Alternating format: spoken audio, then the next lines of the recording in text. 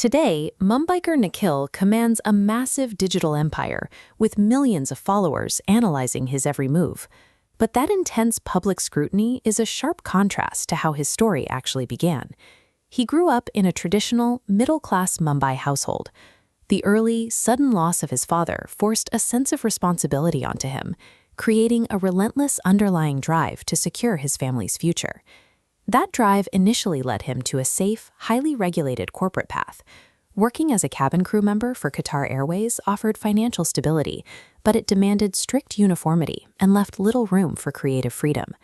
Back in the early 2010s, the Indian YouTube landscape offered no viable alternative. The space was an empty vacuum, completely devoid of the daily vlogging culture that was gaining traction in the West. There were no local templates to follow or existing trends to hijack. To escape the confines of an airplane cabin, he had to build an entirely new culture from scratch. He picked up a camera, mounted his motorcycle, and started filming. The goal was to document his travels in a raw, completely unpolished format. He tackled the grueling K2K route, Kashmir to Kanyakumari.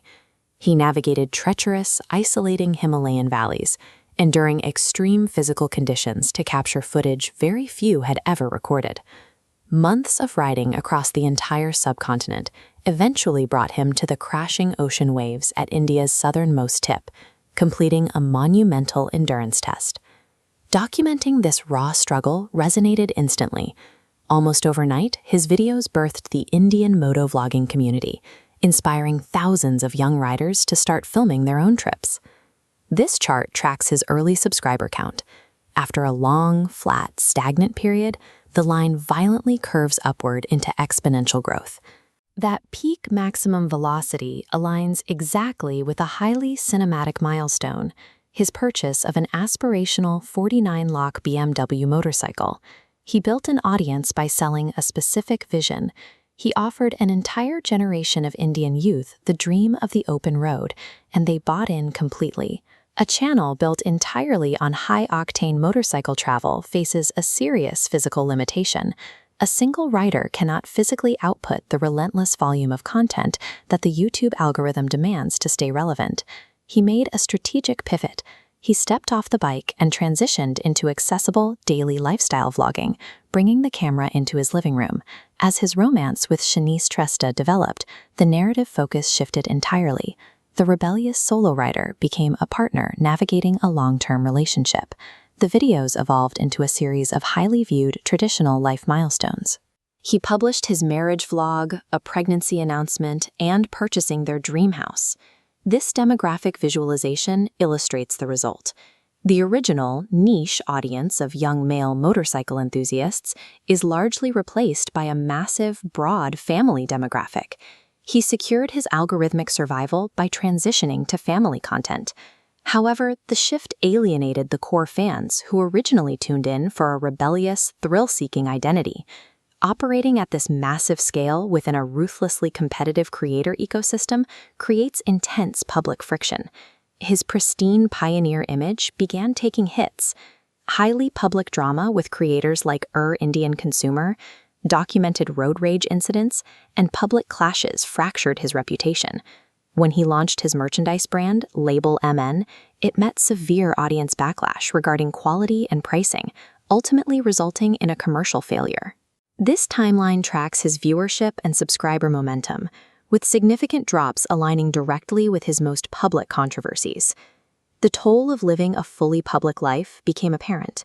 He posted videos discussing the sad reality of fame, and eventually documented instances of physical harassment occurring inside his own residential building.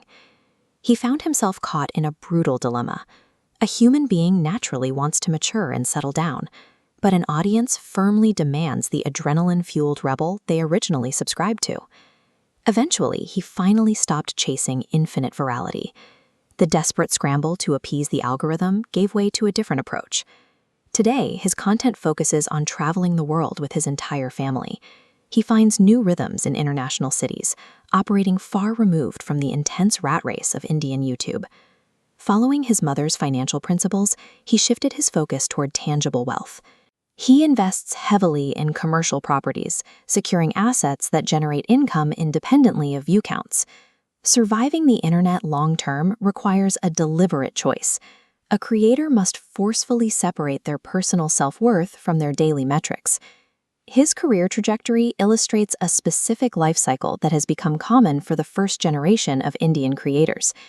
He experienced the explosive pioneering rise, weathered the brutal plateau of controversy, and executed the necessary, mature pivot to private stability.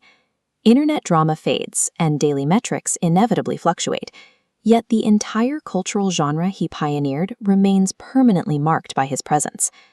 Longevity in the creator economy comes from converting temporary digital influence into a stable, real-world foundation.